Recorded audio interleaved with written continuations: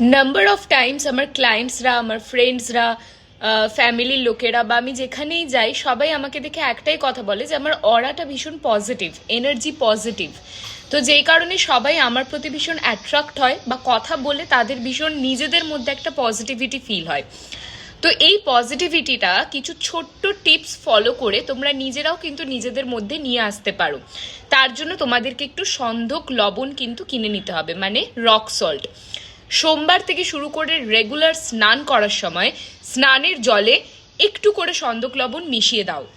মাথা বাদ দিয়ে, মাথা হেড পোর্শনটা ইগনোর করে, চুল ইগনোর করে বাকি পুরো বডিতেও এই রক সল্টের জল দিয়ে স্নান করো।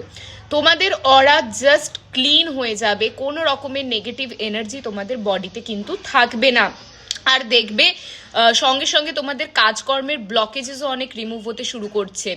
যেখানে ঘুমো বেডরুমে রাত্রেবেলা একটা কাঁচের বাটিতে জল দিয়ে তার মধ্যে রক সল্ট মিশিয়ে রেখে দাও, পরের দিন সকালে ওটা ফ্লাশ করে দাও।